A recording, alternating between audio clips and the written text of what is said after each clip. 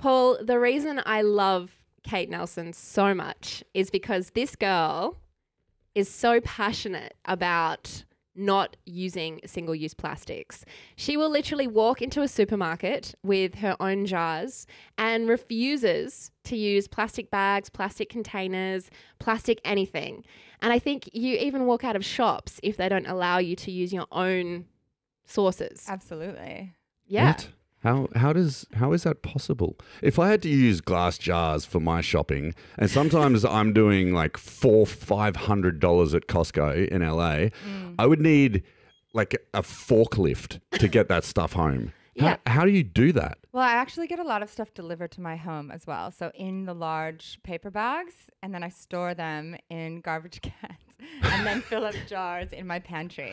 Do friends get freaked out when they come over and see you serving them food out of the trash? They're excited. They're like, how do you live? But they get scared when I stay with them and they hide all the plastic. So like, don't open that cupboard. So even when they deliver it though, Yep. doesn't some of it come in plastic? So sometimes, but I send those bags, like it's usually that woven plastic, and I send those bags back to them and they reuse them. What about the food packaging? Like plastic is in everything. It is. Like I get Amazon deliveries and it's like huge amounts of plastic bubble things that you don't need. Everything is wrapped in plastic and then sometimes that's wrapped in plastic. Like how is it even achievable to avoid it entirely? Well, that's the point, right? It's so ubiquitous. It's so hard to avoid for the average person. So that's why I decided to take a strong stand against it and just see if it was possible and then share my lifestyle as I've achieved plastic-free living. What's some of the craziest things you've done to avoid using plastic at all costs? And I know you've done some pretty out there things. I mean, there's so many examples on a daily basis. Like it's just a constant, hilarious adventure out there trying to avoid plastics. I mean, like you said, just like walking out, not being able to buy stuff, not being able to have a coffee, not being able to get food out in the world and just being that person that abstains and is like, I'm actually good for this meal. I'm not going to get this because it's in plastic, which is so ubiquitous. If there's an opportunity to avoid it, absolutely I will. Some of the weirdest stuff. I mean, like I often take my groceries out of the store, like in my sweater, like in my shirt as like a little marsupial pouch. I try and do that too. You know, when you go to the shop and you're thinking, yeah, I'm going to get one item and you walk out with 12 and I'm the person doing the balancing act, refusing to use plastic bags. I hate plastic bags. So Kate has just given me a great business idea. Oh, really? The pouch sweater. The plastic pouch sweater. Yeah, well, the anything pouch sweater. So you don't have to like wrap it up. You just have like a little maybe Velcro pouch or like a little fast-it clip pouch in your sweater. You could put a baby in there. You can put anything in there. You put Otis, your jelly dog. beans. Otis is 90 pounds. He's not going to fit in it. I can barely lift him up. I think he'd make it work though. Oh, I like it. I'm going to look further into this. So you don't have to use plastic bags. You can just put all your food in your little pouch, carry it around. Yep. You know, put it on the thing to. Yeah. And then you drop it and then you drop it all over the floor like I do and people look at you and just You must have done that a lot, Catherine. No, I've gotten really good at balancing, but I do love the pouch idea. I hope you do this. I look forward to it. It's going to look attractive as well. Yeah, and you could have like matching pouch pants. You have little pouches on the side of your pants, like a little bum pouch, give you some booty, maybe a couple of separate pouches, just in case, I don't like some of my food touching. And so... Like I don't like tomatoes. But you're vegan. Yeah, I know, but I don't like all vegetables. Just because I like some of them, like eggplant. Bleh. Yeah. Nope, not going there. I'd love you to tell everyone why you dislike plastic so much. I mean, we know plastic sucks, but give the audience a little bit of a background on why plastic is really, really bad. Okay, so basically plastic doesn't biodegrade. So we have vegetables, eggplants even, they break down in a matter of weeks in the environment, whereas plastic does not. It takes about 1,000 years to break down back into the environment, the earth. So I learned about this like 11 years ago when I just felt like, oh my gosh, of all the things impacting this planet, plastic does not biodegrade. I can just quit using it. Since then, I've learned that not only does it not biodegrade, but it actually breaks up. So it doesn't break down, but it breaks up into tiny millions of pieces that are irretrievable from the environment. So it's in our water, it's in our soil, it's in our food, it's in fish if people eat fish, it's in all these different places, and then we ingest it and it gets in our bodies.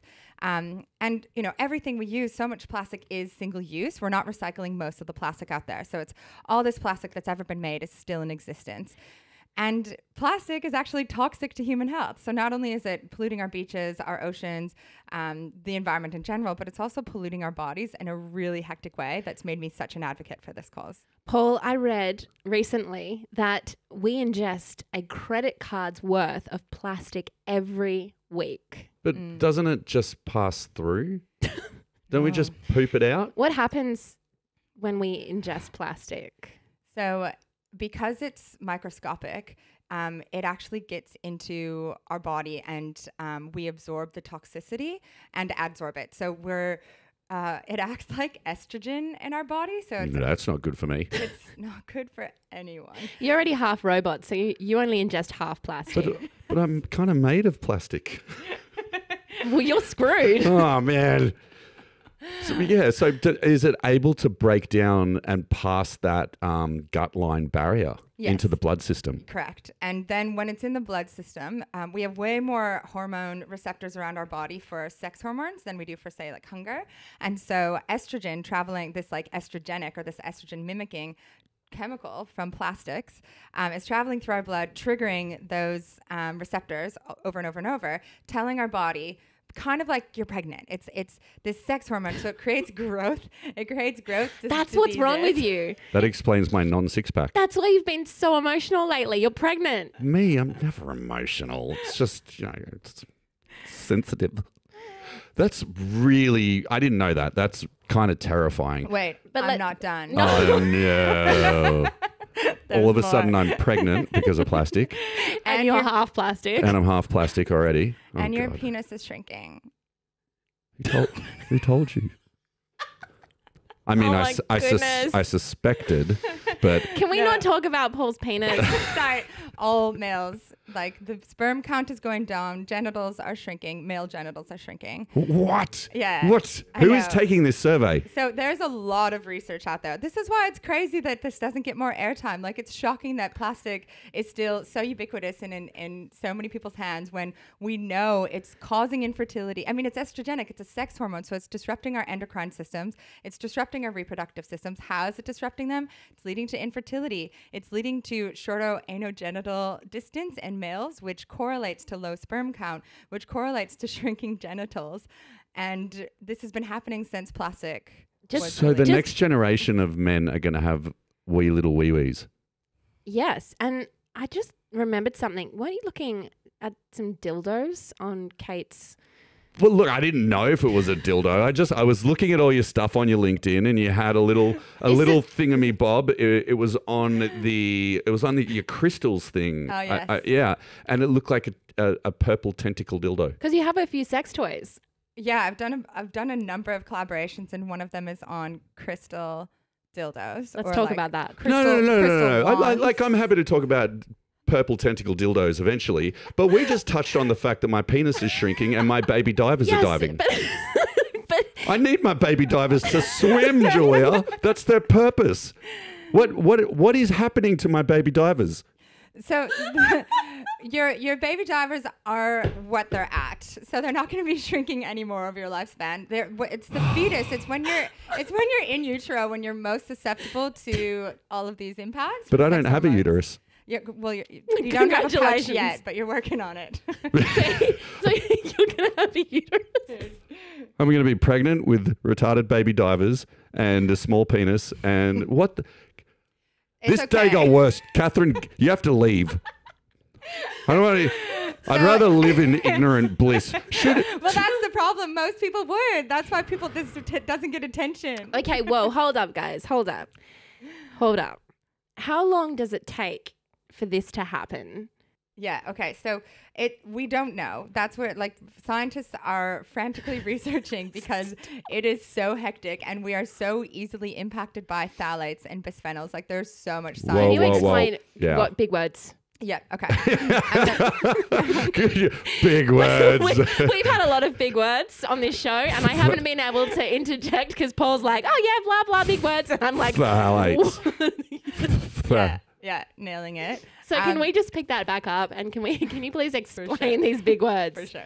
Okay, so plastic behaves in two ways. It degrades into these tiny little flakes. Like I mentioned, it doesn't break down. It breaks up into microscopic little bits. Those are the physical bits that settle in our water that we ingest. They float in the air and we breathe them in. Like they're getting into our body. And then plastic also leaches chemicals. So it leaches in three instances: heat, fat, and durability. So heat. So if you have like a hot beverage in a plastic cup, the plastic from that cup is going to leach into the beverage. You drink it, you've got it in your body. That makes so much sense. Fat. If you have a plastic container that's holding something greasy, the plastic is lipophilic. It's attracted to the fat. It's attracted to the grease, so it's going to move. Even like face creams or different things that are in plastic, these body butters and all these things that are like anti-aging, whatever, the plastic toxicity is leaching in there and reversing all of that anti-aging effects. Okay, so heat, fat, and duration. If something's been sitting on the shelf for ages in plastic, the toxins are leaching into that. So these are how the toxins get into the thing. Then we eat it or put it on our skin, whatever, then it gets into our body. The different kinds of plastics that we have to be aware or concerned about or really have to avoid. Phthalates. So these are like chemicals that are added to main ingredient plastics to give them all sorts of different characteristics. So give something hardness or Fluffiness. Or like transparency or durability or malleability. All these different characteristics that That's we love all plastic plastics. For. Phthalates, yeah. Phthalates. Phthalates are added to plastics to give them all these characteristics. Yeah. I saw that word before. P-H-T-H. No, you were trying to pronounce it. You got Phthalates. You're a phthalate. Is it phthalate? Phthalates. They sound terrifying. Yeah. Phthalates. So that's one group, and the other group Oh, is, but wait, there's more. There's more. Yeah, that's right. Might have to go for champagne breakfast after this as well to just. I don't want to eat plastic anymore. No, I know, but that champagne comes in glass, so. But isn't glass it's okay? safe. Glass is fine. Oh, good. Something's okay today. Glass is safe. But we are going to the second unsafe Correct. thing. Thank you. Bisphenols. So Bis what? bisphenols. Bisphenols. What are they? So this is a main ingredient plastic. I don't like fennel. Oh, I love fennel, but I I don't hate like it. bisphenol. What's the difference between fennel and bisphenol? Okay. Fennel is a delicious vegetable. Okay. Bisphenol is a toxic plastic, which Well, don't want to reduces get mix them up on the supermarket shelf, do you? It's pretty easy. Do you want to tell get the healthy difference. vegetarian food, or do you want to die and be pregnant and have baby divers just eradicated from your shrinking testicles? Thank you. I would like that soundbite, please. That is exactly right. This is horrific, Julia. What have you done to me? Wait. What have I done to you? I didn't give you ovaries and your baby divers. No, but you brought someone here that's telling me I'm getting them. I brought someone here who's telling right, you all and the right. majority of the population that we really need to avoid plastics. The truth is a hard pill to swallow. I'm ready. right. I'm ready. All Is right, it plastic? Where are you finding this information from? Is there a certain researcher who's dedicated to this, specialist, university, papers? Mm-hmm. These are really significant statements, and yeah, I would love to know who's talking this dirt. Yeah, who's because backing it's this up? dirty. It's dirty. It's very dirty. I'm not impressed. How did it get this far? Sperm count among Western men has halved in the last 40 years. Yeah, but why? And it's going to be, by 2045, we'll have a median sperm count of 0 Hang on. if we're continuing at this trajectory.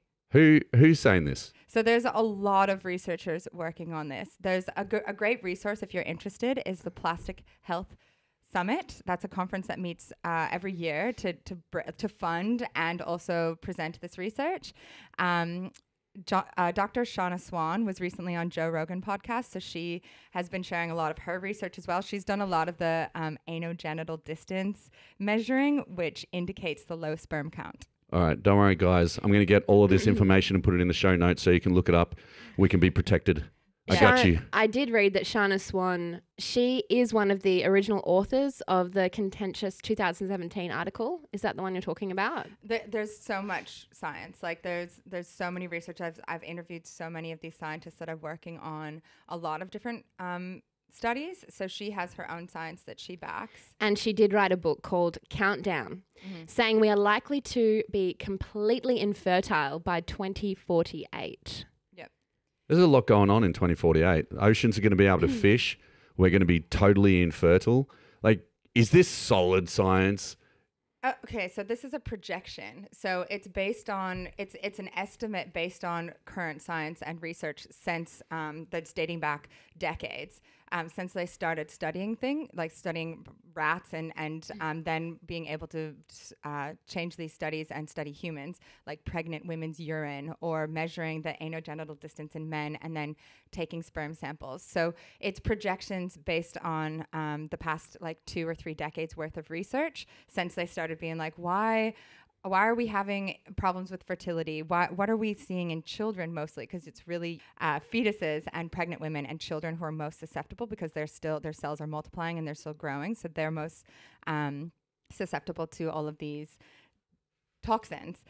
So they're starting to see these in youth and young people, and they're like, what is the cause? But there's so many pollutants that we're exposed to. It was difficult to kind of narrow it down and figure out which ones. And there's so many estrogenics too. Like we're exposed to so many of these estrogen mimicking toxins on a daily basis. Red food dye, some molds, soy, like there's phytoestrogens, naturally occurring estrogens that aren't as dangerous, but these plastic toxins we now know are, and we're seeing them mostly. The most concerning is the fertility stuff, but we see it's growth. So it's like heart disease, cancers, it's even ADHD. It's a huge reason for obesity.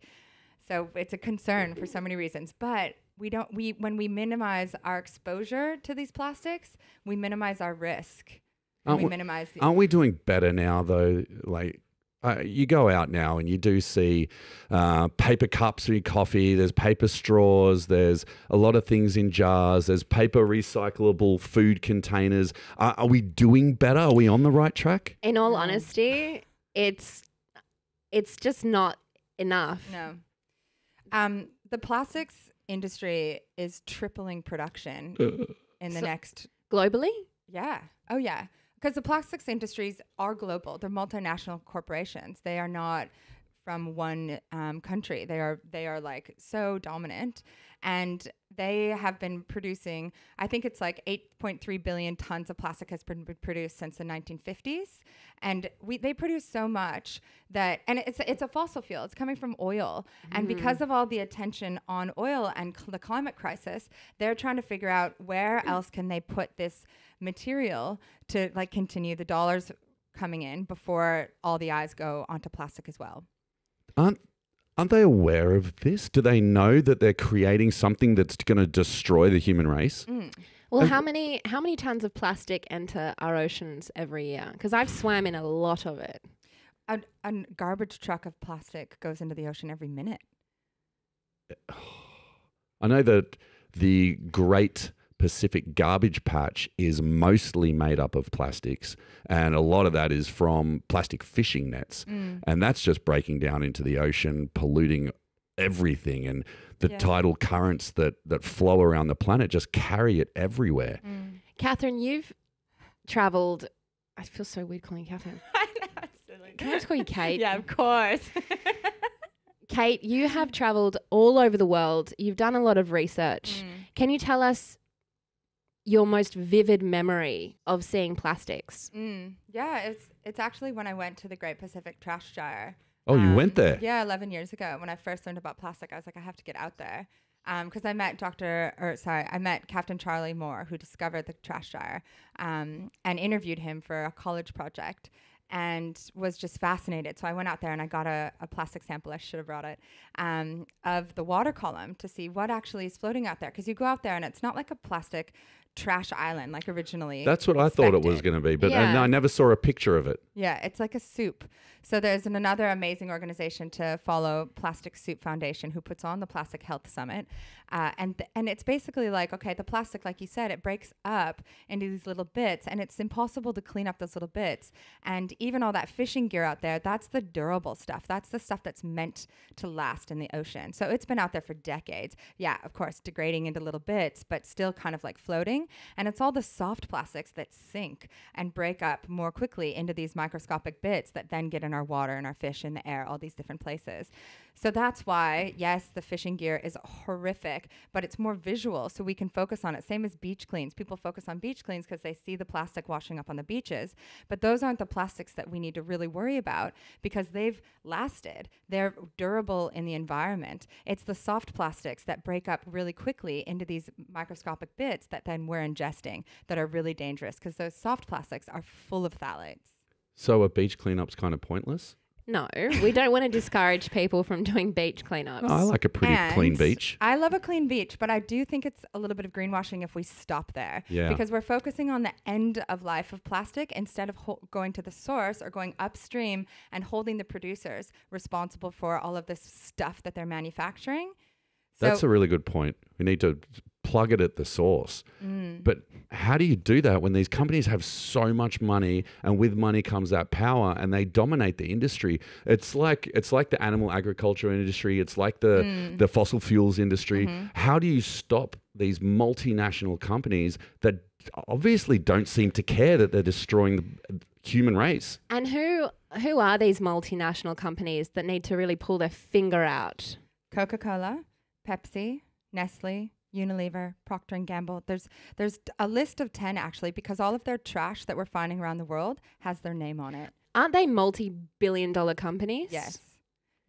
That's why they don't care, and that's why it's so difficult for governments to regulate them. So they come in, they've got their dollars, they're bringing business to different nations, and everybody wants that because they want the economy to flourish. So that's why, as annoying as it is, straw bans, like nobody cares about straws, but we have to ban those to create a precedent for us to build on to be able to ban more plastics. And as annoying, it's so hard to put a plastic ban in place because it's so ubiquitous and it's the cheapest material out there. So small businesses rely on the cheapest material to save money and to flourish as a business.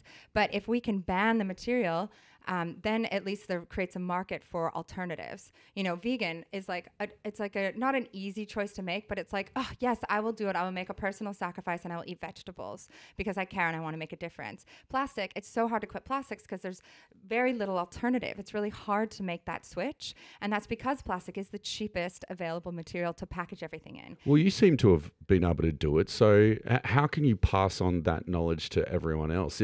Is it achievable? I don't know, you're making me feel like we're too far gone. I think like people 2048 is not far away. I think people need to stop being so lazy. I get disgusted when I go into supermarkets and people are still using plastic bags. I know. It's so annoying. But hang on. Even in Bondi. Aren't those green ones biodegradable? Yeah, but No, this is the other. That's but what they say. They say they're biodegradable. But this is where there's no regulation of this stuff. Like, this is what's so frustrating in this movement is like, or just in life in general, is that there's all these things happening, but no one's regulating it. No one's enforcing it. Even like the National Plastics Plan that the Australian government has introduced, it's voluntary targets. So like Coca-Cola, Nestle, and Woolworths and Coles are all going to try to reduce their plastic use, but no one's enforcing it. They always make these promises, but no one checks to make sure they're actually doing it. Oh, man. Well, and as we know, as we found talking to people on the show, the governments just really don't care. It's too little, too late every time. And if we rely on them, it's just never going to happen. So I see this as a really important step, you getting out there and informing people. And hopefully there's a lot more people like you, because we need to get this out there and find a way to make a change. There really are. There's so many people that care about this. And that's like, I try to do this with humor and fun and playfulness because it can be such a heavy topic and it can be so frustrating and hard to figure out the solutions. Like, where do we even begin? So it's just, we should be empowered to just make these small choices and bring our own cup. And that's why I do just stop and I walk out of a store if plastic is the only option. And I abstain from the meal if plastic is the only option, because these little actions add up and they create a ripple effect and they normalize these behaviors. And also, it's like, yeah, it's the individual choices, but it's also the collective choices. Like, I do not think the world is going to be able to change through like one big sweeping action of like one campaign. It's small choices individuals make, as well as like collective action that we all do together. So supporting policy change against plastics, supporting, all the different campaigns that are attacking plastics, like supporting the organizations that are working on it, and then making individual changes ourselves. And there are a lot of alternatives out there. There is really no excuse for people, business owners, restaurant owners, bar owners, shop owners, clothing owners. There's no excuse. What are they? What are the alternatives? So that is correct. Because isn't plastic in most of our clothes as well? Yeah, 70% of clothing made now has plastic in it. Oh Lord. Okay. Sorry, checking the tags. Can you repeat that? 70% of all clothing made now has plastic in it. Jeez. So we have to be checking all the tags of our clothing to make sure there's no nylon, elastane. I do find though that plastic in clothing is a lot cheaper than clothing that doesn't have plastic in it. Mm-hmm. So, it is kind of hard to have a plastic-free wardrobe. Yeah. It is, because it's more expensive. And then you look at alternatives like merino wool. And vegans won't touch merino wool. So there are a lot of game changers out there, but there are roadblocks because of people's values and what they think is correct. And the cost. That's the biggest one. That's why we need legislation to ban plastics, or at least like tax them for the environmental cost that their material is causing. Instead of subsidizing fossil fuel industry and subsidizing oil and subsidizing plastics, because that's what makes it so cheap, is these government subsidies. And then it's the most affordable in plastic, or it's the most affordable in clothing. It's the most affordable for restaurants, but it's not the only option. Like there's a lot of amazing innovation happening in textiles. There's like new new fabrics being used. I love that. Like, what are you wearing? Tencel and lyocell and things that are coming from, and cotton, things that all have impacts. Like there's a lot of water used in cotton production, but it's not plastic. It's not going to break up and lead to infertility, So for restaurants, the best thing is cardboard. So using these actual materials that you can break down in your compost, sure. But why so much takeaway food? Like you look at a bin outside of a cafe, and the bin is entirely full. Like 90% of the trash in that bin is from the cafe that it's in front of. So why are people taking food to go and then just throwing it straight into the bin right there? Food to go where should only be if you're taking it far away from the cafe. People should be eating, sitting down, having things for here, and slowing down and enjoying their meal. They digest it better that way too. Well, I think now cafes and businesses and restaurants are actually charging more for you to sit in their restaurants. I encountered that the other day at Bondi. Really? They charged me $5 extra just to sit inside and eat off a plate instead of getting takeaway. No, that's because it was you. Look, I just think we need to have a big billboard sweep around the world saying, use plastic, shrink your doodle. I think that'll be enough, to be honest. Like, Paul is amazing at coming up with campaign ideas. Just the other day, we were talking about the Daintree and why people shouldn't buy land in the Daintree rainforest. It's the death forest. Well, yeah, that's basically. It's full of things that kill you. Spiders. Did you know that? Right. Four of the deadliest snakes in the world, a couple of the deadliest spiders in the world, the deadliest bird in the world, lots of crocodiles, leeches. No, ticks. crocodiles are the worst. Yeah, that's why you don't buy property in the Daintree. You just leave it alone and let it do its thing. Put a fence around that Jurassic Park and leave it. But let's talk about clothing. Okay, what are the plastic sort of chemicals, or I don't know what to call them, like particles, the names on the tag? Like, what are the ones you want to avoid? Okay, so polyester is a big one you want to avoid. Anything that has poly in it. So look at the back of your beauty products and bath products as well. A lot of these things aren't labeled. It's stuck. That's not going to work. It says Australian grown cotton, large. Ooh, nice. Still got the plastic arm. And leg. You're doing great. You're doing great. All right, moving in the right direction. Okay, so anything with poly. Poly. Yeah, poly is just like a pretty good, easy way to identify plastics in any product. So like I said, bath products, like your body washes. So look at all the labels, look at all the ingredients always anyways, because we're checking for, anyways, look at labels. In clothing, polyester, nylon is a big one. Elastane is in a lot of... Oh, no more jeggings? No more stretch jeans. Is that what that means? You don't even wear jeans. I do wear stretch jeans. Oh, when it's cold. Not anymore. Well, I do when it's cold. It's just not cold. No. Well, no, I'll just. What about denim? Is denim plastic? No, denim is not. If it's cotton, but they're making new denims out of tencel and like eucalyptus, different like plant fibers. So there's amazing technology and innovation coming up, but it's more expensive. So it's kind of like I look at this as like, if you have the resources, if you have the privilege to make these more environmental changes and choices, you absolutely should, so that we can start to create more of a market for these products and make them more affordable and more accessible for more people. Or people just don't buy that many things. Yeah. Clothing, wardrobes are ridiculous.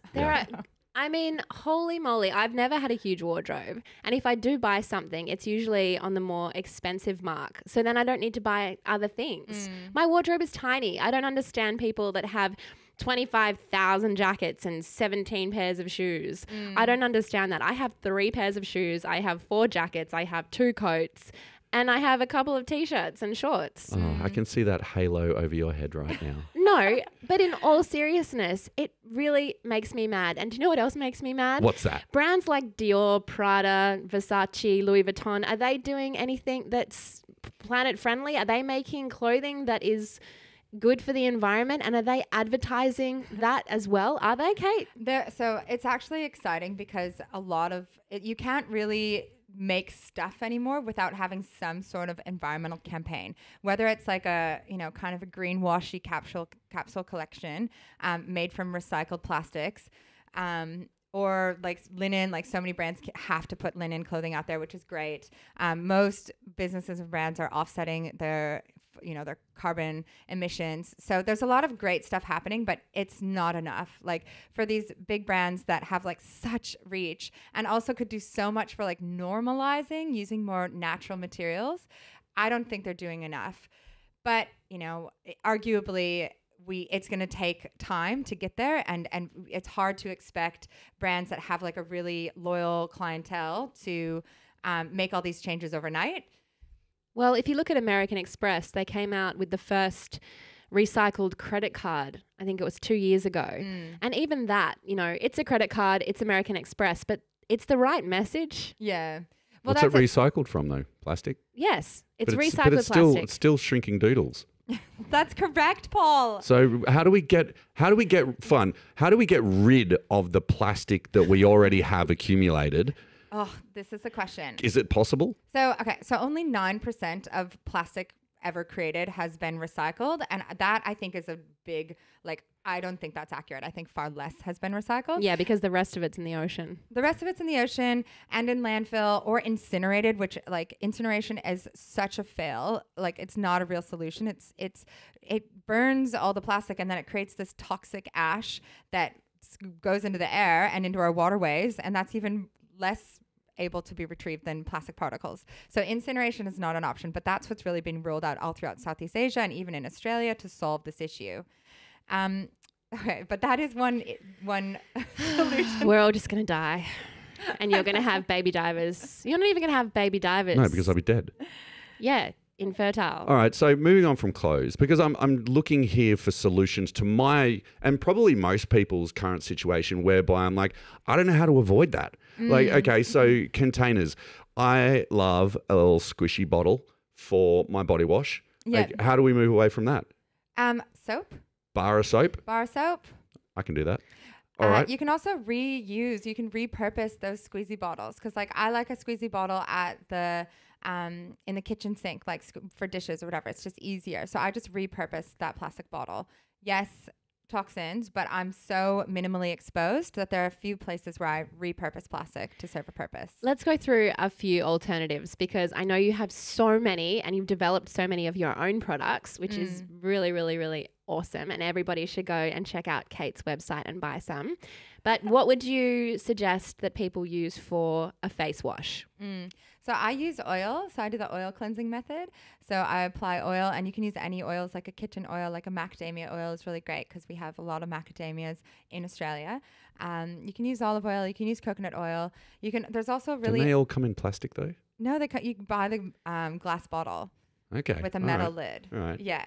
And these are things that, like, the another big environmental point, which is important to note in the plastic free zero waste movement, is buying locally is often the best solution, not only for creating less waste. You're going directly to the farmers markets and buying from the farmer. It's like there's no packaging. It's just like a piece of broccoli. I love going to the farmers markets. Isn't Woolies local? Well, Woolies seems to be everywhere I am, so isn't that local? That's not a farmers market. What's the difference? It's not a farmer's market. What's the difference? You can tell because it says imported. It tells you where all these fruits and vegetables are coming from. And they're usually wrapped in plastics. That's right. Yeah. And farmers markets are awesome because you get to support the locals. I just find them a little more expensive, though. The farmers markets? Yeah. I think it's worth it if it's not wrapped in plastic and you're not ingesting plastic. I guess that goes back to what you said, where if you can afford, if you're fortunate enough, it makes it a little easier. No. But there are still ways that everyone can participate in this. Sorry, I don't agree with that. The farmers markets aren't as expensive as your local grocery store. If you go shopping in Woolworths Bondi, I think they knock up the price by quite a bit. Yeah, but that's because it's Bondi. I know, but anyway, It's true. I think that farmers markets aren't that much more expensive. I used to think that, and then I went looking. And if you go for a bit of a drive and you find somewhere out west, or if you go even if you go to Mullumbimby Where? in Byron, okay, say you live in Byron Bay. Isn't that where Izzy Azalea is from? How do you say her name? Is it Iggy Azalea?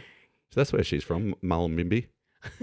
Sorry, I digress. Back to plastics. No, but she probably shops at Mullumbimby markets. I don't know. I think she lives in America, but sure. My point is that people should step outside and go to the farmers markets because there is a lot of delicious, fresh, unplastic wrapped produce there, and it's not that expensive. It's not in comparison to a supermarket. Would you not agree? I agree completely. Like, I'm not spending exorbitant amounts. Exorbitant. Just start that sentence again. Yeah, we're all having problems with our tongues today. It's probably the plastics. It's definitely our mouths like touching My tongue is shrinking with my testicles. I'm inhaling so many. We're going in. I'm becoming infertile right now. Yeah. It's really stressful. All right, I'm going to try this out. I'm going to test this out. I'm not saying I doubt you. I like to question and find out the truth. And so I'm going to go to the farmers market and check this out. And even when I get home back to LA, there's a local market just out the front of me, so I'll give it a crack. Awesome. Perfect. Yeah, because you don't spend more money living plastic free. It's actually minimalistic. It's simplifying things. So you might spend a little bit more up front, but then it evens out. You're not going shopping as many times. So getting some of the oats in bulk delivered to my house in this big paper bag, I'm spending a bit more up front. I might spend like $100 to get a huge giant thing of oats that lasts me 2 or 3 years. So it's just looking at things differently. It's like, are you okay? 2 or 3 years? That's a big bag. She sleeps in it too. Yeah. Yeah, I just live Oat in baths. Next to a garbage bin. Yeah. I'm actually Oscar the Grouch and live in there. This makes total sense. Multi-purpose. That's why I come with all these negative vibes. Look, I don't even care. Like, I don't care about any of it. All I care about is I don't want these plastics in my body. I don't want my baby divers to die. I don't want to have a small penis or like the anal ball thing you said that's shrinking. I don't want any of that. I just want my baby divers to live. I want to have my penis and... I'm so glad this is motivating. I've been waiting for like the thing that was motivating enough for people to make change. Oh, did you see the movie The Game Changers? Everyone that watched it was more inclined to change when they saw the penis bit about how being plant-based actually makes your wee-wee thicker. Your genitals. Yeah, seriously. They skipped over most of it and just went, I'm changing because it makes my penis thicker.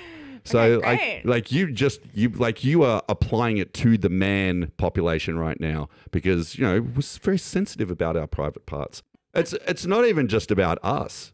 Like if you watch a documentary about animals, you now see that all of these animals are dying with plastic in their stomach. I know. So I've seen footage of birds and they see the little colourful pieces of plastic. They pick it up thinking it's food and they go and feed it to their babies and the babies die and their guts are full of plastic. There was a whale that washed up in the UK like a day or two ago and they found plastic in its stomach. So we're not just killing ourselves and making ourselves sick. We're actually killing all of the environment. Like I don't even understand. I went and saw manta rays the other week for the first time and like basking sharks, like whale sharks, like sperm. They all swim around with their mouths open, just sucking in everything. And so we're killing all of these magical animals on our planet. Well, these companies that you're talking about are destroying life on this planet. How are they not being held accountable for this? That's a really good question. And there's a lot of organizations that are trying to tackle that. And there's Break Free from Plastic. It's a movement. It's actually an alliance of organizations that have teamed up to target these corporations specifically. And this is they actually have an act in Congress in the US right now called the Break Free from Plastic Pollution Act 2021. And that is meant to ban plastics, but also start to hold these corporations accountable. It's really difficult to get governments to agree to holding the corporation specifically accountable. And that's why all these kind of like annoying, frustrating bans on specific plastics feel like bullshit, but are important because it's kind of the best we can do right now because the corporations are so influential and powerful. Do they just fight back and say, hey, well, we don't make them buy our product? It's actually on the consumer. Yeah, they always, environmental stuff always comes back to blame the individual. That's like the whole Keep America Beautiful thing. That's why recycling was invented in the first place.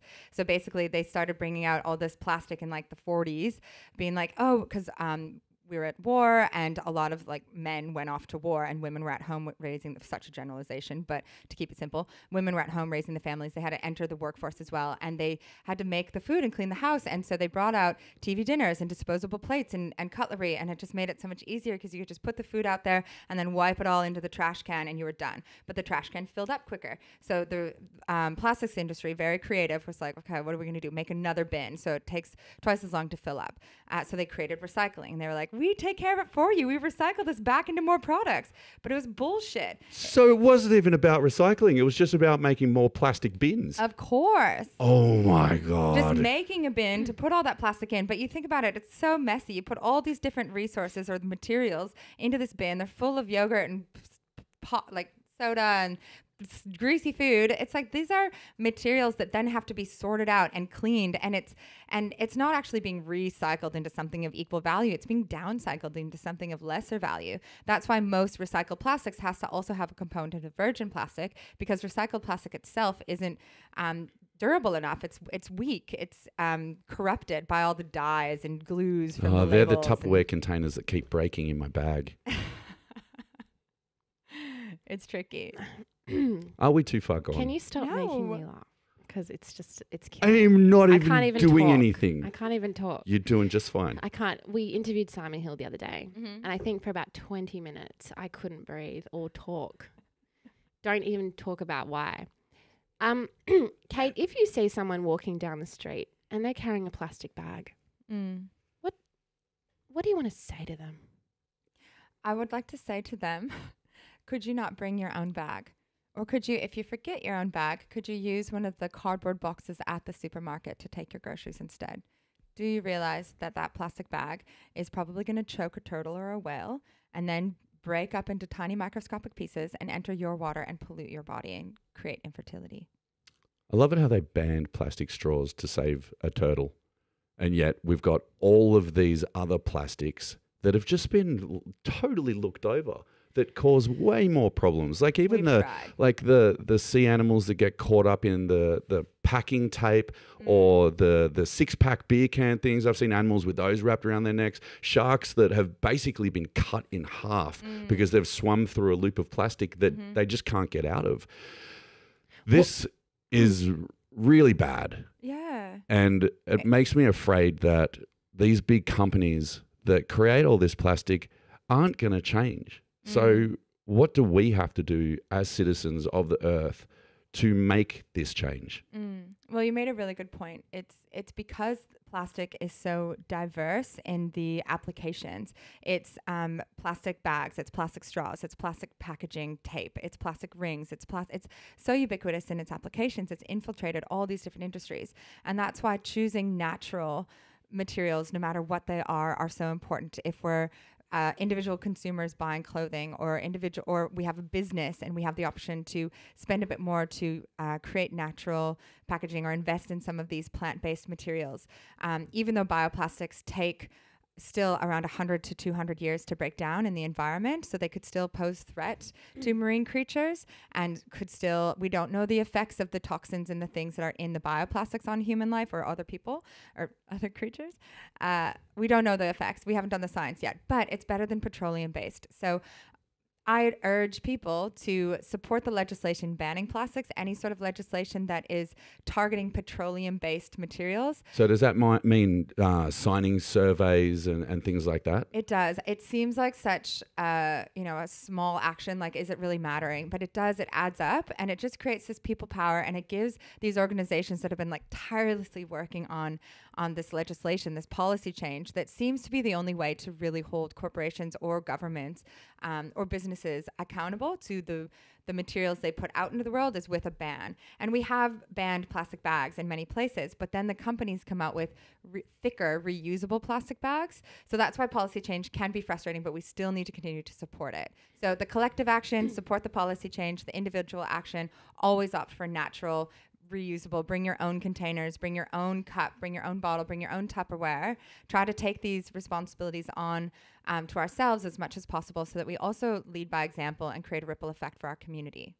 Where can the community and businesses find these natural resources instead of using plastic straws, plastic cups, things like that?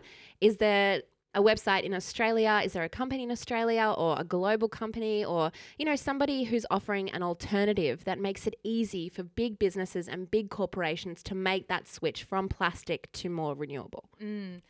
Really good question. It's really difficult because there's so much greenwashing. So it's hard for companies to, they think they're doing the right thing by going with bioplastic and to find out that it's not the best alternative because we don't have these commercial composting facilities for these things to be sent to actually break down. So it's difficult. I'd suggest, let me try and think. There's a company, Boomerang Alliance is an organization that's based in Sydney, and they have an incredible amount of resources. They have a program called Plastic Free Places, which helps individual towns, because it always comes back to the local ecosystem, what's happening in the local, what's available locally, instead of trying to ship in all this stuff from all over the world.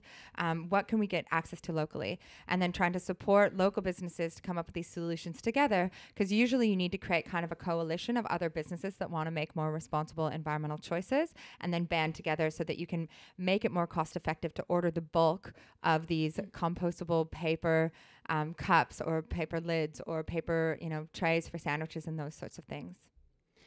And you've written a book recently. Can you tell us a little bit about it? Because if there's people out there who would like to change their lifestyle gently, slowly, or are interested in being a better person for the environment and reducing their plastic consumption, I really advise that everybody gets their hands on this book because it's pretty awesome. It's called I Quit Plastics. It's about my journey.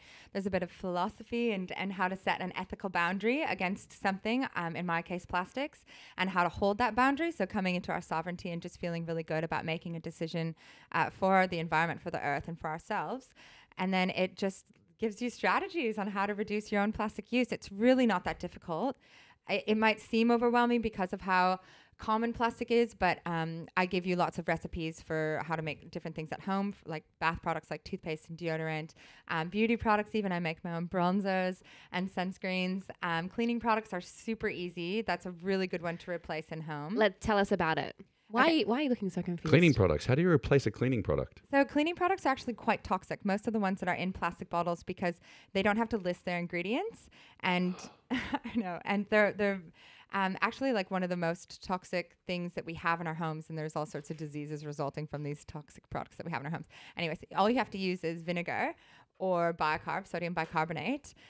Those things clean the house and laundry. They do a great job. Stop it. And they're super cheap. Wow. Do you mix them all together? Or No. That Use would them create separately. the explosion. So yes, I'm glad I asked that question because I would mix them all together. we're Separate. definitely mixing them together.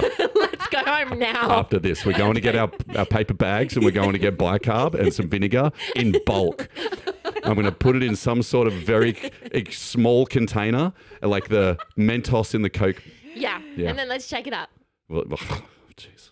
It's going to be hilarious. Okay. I'm excited. Yeah, I went onto your Instagram and I was looking on your link tree.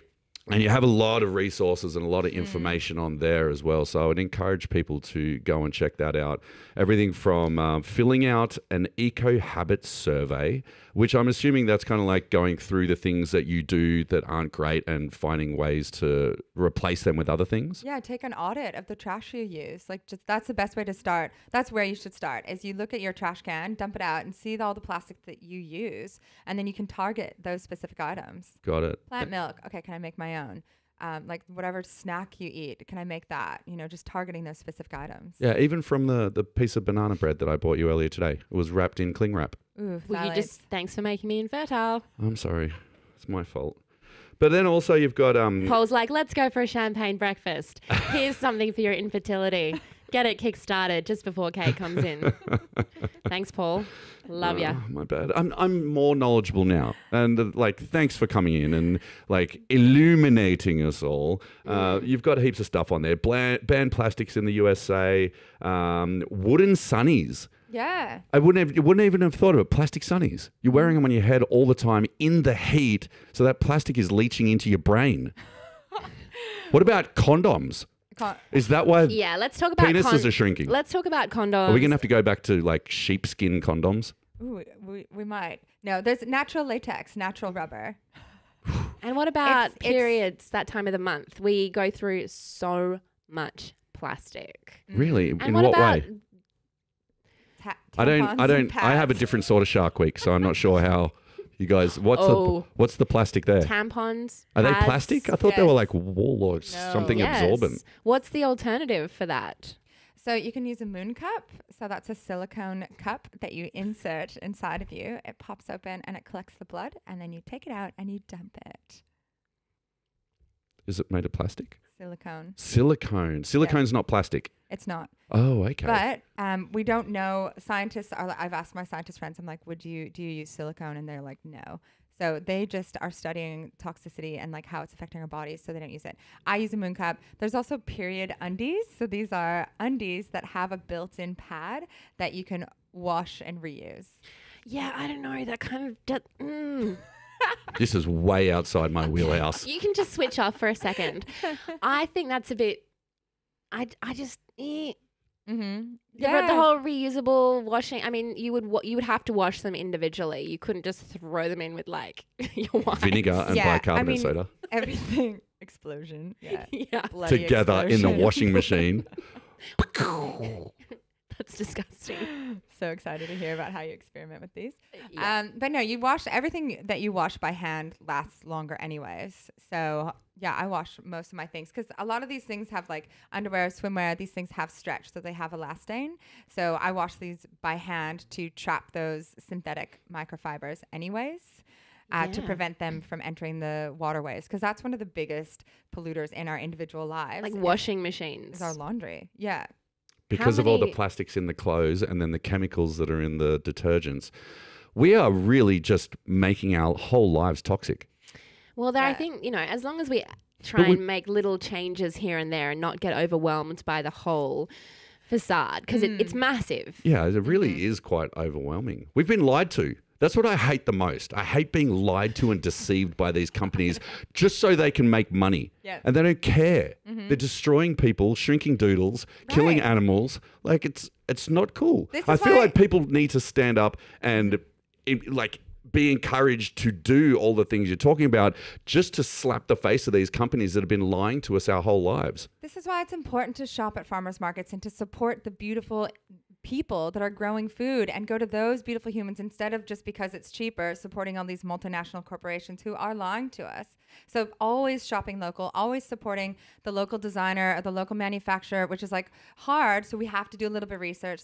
If you feel frustrated by the science, by this information, then take it upon yourself to do a little bit more research and figure out where are the local producers of soap, or where are the local producers of clothing, who's someone locally that's making cute things from Byron Bay or whatever, and support these local people instead of these gigantic corporations that can get away with all this pollution. All this stuff just must make you so mad. It does. It makes me really mad. Not you, Kate. Oh, yeah, Kate, sure. Yeah, you too, Catherine. Yeah, because you put so much work into it. Yeah, it's really frustrating, especially when they make announcements like they're going to triple the production in the next, by 2050. Again, another number up there. Making me so mad right now. Well, guys, we're going to have to wrap on that today. We've got Catherine's got to get out there and save the world some more. I have to go. You're a superhero, Catherine. I don't know. I mean, do we feel hopeful? Yeah. Do you feel Do you feel hopeful? Paul? I'm hopeful for my baby divers because now I have the information to make the change, and that's all that really matters. You get the information, you implement the information, and you make the change for your benefit, your family's benefit, the world's benefit. Where's the drawback? It takes a little more effort. You got to have a recyclable, like a cloth bag or some boxes, or you check the label on your clothes, and you buy in bulk. Like I eat like a horse, so I don't mind buying in bulk. Yeah. All right, I'm done. I'm sold. I'm not sure if I'm hopeful. And I know that's a little bit cynical, but I've been to some of the most deserted beaches in the world. I was recently in Gabon in West Africa, which is a country on the west coast where the forest meets the sea. And it's a place where leatherback turtles return to nest every single year. And the beach, you'd think that these places would be pristine. I have never in my life seen so much trash, and it was all coming from Angola, washing down, and I felt like, how could we possibly get rid of this much plastic? What can be made out of plastic that can reduce its, inhabitants on our earth? Yeah, seaweed. It can be made into seaweed? The alternatives to plastic. Oh. Seaweed is an amazing alternative Seaweed, to plastic. hemp? Yeah, there's a lot of technology and innovation in this space because there's been this plastic awakening. Finally, people have woken to the fact that, yeah, it's a problem and we need to address it. So there's a lot of science that's like negative and scary, but then there's a lot of innovation that's like exciting and inspiring and should give us hope. And those are the people that we need to support. So when we see these alternative materials, support them if we can, if we have the resources, so that we can make it more accessible for others. Yeah, just because other countries aren't doing it doesn't mean we shouldn't make the change. And it's not countries either. It's all that trash coming down from Angola is the corporations. It's Coca-Cola, it's Nestle. That's exactly what it was. We were on the beaches of Gabon looking at plastic bottles with Coca-Cola and Nestle written all over them. And what Gabon has done is created bricks out of plastic and they're making eco-lodges, which is incredible. But still, trashing beaches where leatherback turtles want to lay their eggs and hippos surf in the waves. It's really, really sad. And they shouldn't have to live in plastic houses. No. They should be able to live in natural materials or whatever that like is their preferred building material. They shouldn't have to come up with like, okay, what are we going to do with all this plastic? I guess we'll put it into our houses and breathe it in. What's your idea, Paul? We shoot it into the sun. What? Sorry? Shoot it into the sun. What? No. Shoot plastic into the sun? Yeah. Then it's wait, it has to get past the ozone layer, but it will burn as it goes through the ozone layer. Exactly. And then it will heat up the planet even more. Okay. I'm not saying it was a good idea. I'm just saying it was an idea. We put it in a rocket and then shoot it into the sun because then it will bypass. That's what I meant. You can't just shoot plastic into space. That's what you said. It's got to be in a rocket. Yeah, but that's what you said, Paul. I imagine like a big slingshot, no. But listen, guys, we do have to wrap things up now. So, Kate, thank you so much for coming in. Everyone, Plastic Free Mermaid on Instagram. Please follow her. She has a very lighthearted way at looking at the plastic swamp. The epidemic of plastic earth that we live in. And, even when you're looking at her posts, you will feel her frustration and it will inspire you to be a better person and stop using plastic where you can. Yep, and get onto the link tree and have a look at some of her courses. You can buy her moon cups and her period undies for Shark Week, crystal mermaid packs and online mermaid retreats, and there's so much stuff there to look through. I couldn't believe how much stuff you've got. It's amazing. And her book. Her book. I Quit Plastic. Yep, definitely going to look into that. It's been super awesome to be here, and it gets a bit heavy, but definitely I'm a very solution oriented person. You are. I like to keep it fun and playful and light, and I encourage everyone to try and foster and create that inspiration and figure out what your why is, why you care about this, and then really tune into that so that we have that sustained energy to make these changes. Hell yeah. Thanks, Kate. My pleasure. Thanks, you guys. I got you again. I love how we're talking about